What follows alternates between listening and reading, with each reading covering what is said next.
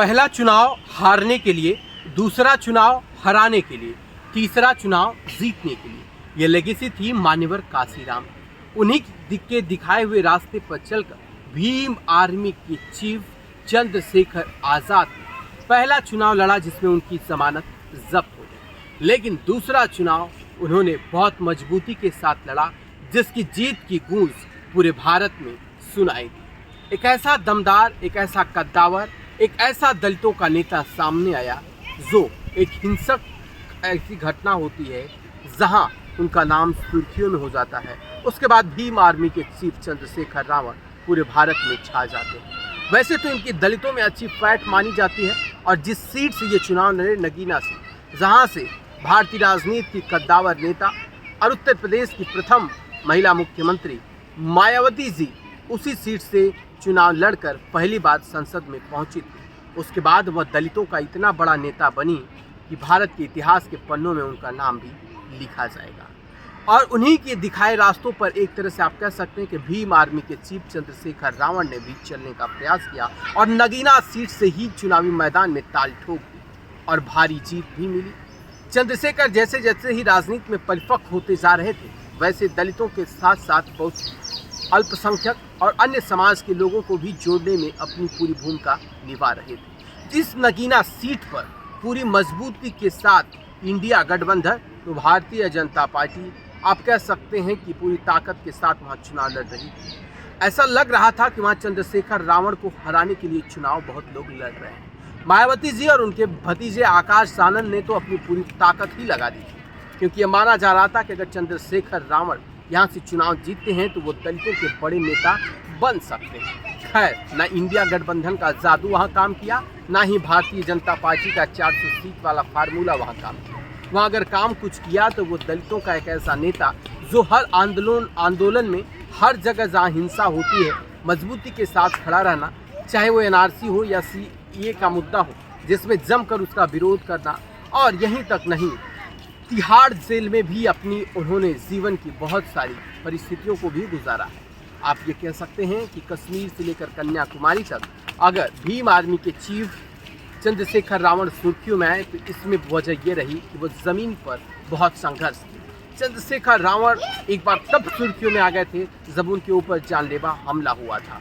तब ऐसा लग रहा था कि चंद्रशेखर रावण दलितों के बड़े हितैषी, क्योंकि उस समय सोशल मीडिया पर चंद्रशेखर रावण की सुरक्षा को लेकर और एक तरह से देखा जाए तो उनके समर्थक पूरे तरह से क्रोध में आ रहे थे और उनकी वो Z+ की सुरक्षा देने की मांग भी कर रहे थे।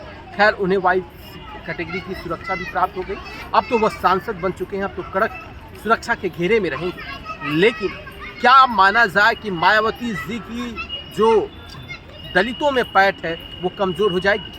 क्योंकि आकाश आनंद जिस तरह से फायर ब्रांड नेता के तौर पर अपने वक्तव्य को दे रहे थे, लोकसभा चुनाव में उनकी वीडियो भी खूब वायरल हो रही थी और खूब सुर्खियां भी बटोर रहे थे।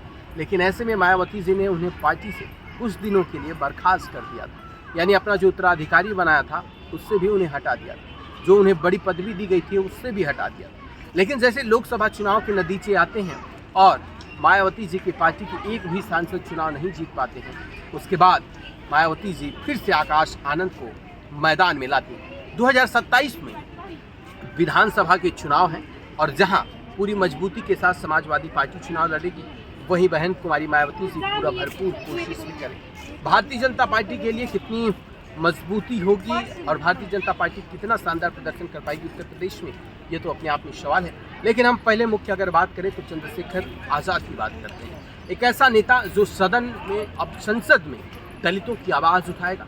अब माना ये जा रहा है कि चंद्रशेखर रावण बहुत सारे मुद्दों को लेकर के भी जनता के बीच में जो गए थे चुनाव के समय में, उन्होंने कहा कि हम हर मुद्दों पर बात करेंगे और उसका निष्कर्ष भी निकालेंगे। उन्होंने कहा कि हमारे लोकसभा में 16,50,000 से ज़्यादा मतदाता है और जो हमें वोट दिए और नहीं दिए, फिर भी हम सबका काम करेंगे और सबका विकास करेंगे। उन्होंने साफ तौर पर कहा कि लोगों ने जिस आशा और जिस विश्वास के साथ मुझे चुना है उस पर हम खरा उतरेंगे और जनता ने जो हमें जिम्मेदारी दिया है उसका भरपूर जिम्मेदारी से हम निर्वहन करेंगे।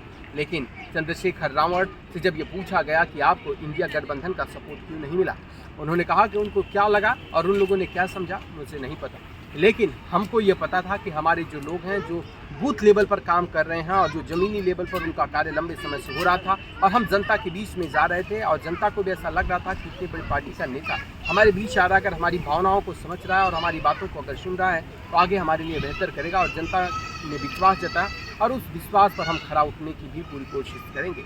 आपको क्या लगता है कि भारतीय राजनीति में चंद्रशेखर रावण क्या मजबूत नेता दलितों के बनेंगे, या फिर आकाश आनंद फायर ब्रांड के तरीके से जिस तरह से अपनी मौजूदगी दर्ज कराए थे लोकसभा चुनाव में, अगर फिर से वो उसी आक्रामक स्थिति में अगर आते हैं तो क्या माना जाए कि दो दलित नेता आपस में अगर टकराएंगे तो सबसे ज़्यादा मजबूती किसको मिलेगी? एक तरह से सोशल मीडिया पर देखा जाए तो ट्रोल होते हैं सबसे ज़्यादा भीम आर्मी के चीफ चंद्रशेखर रावण, इनकी पब्लिसिटी काफ़ी ज़्यादा मानी जाती है। लेकिन अभी आकाश आनंद नए नए राजनीति में एंट्री ले रहे हैं और उसके बाद इनका क्या कुछ होगा, सियासी समीकरण लोगों की निगाह इस पर बनी हुई है। चलिए हम आपको बहुत जल्दी दिखाएंगे ग्राउंड जीरो की रिपोर्ट।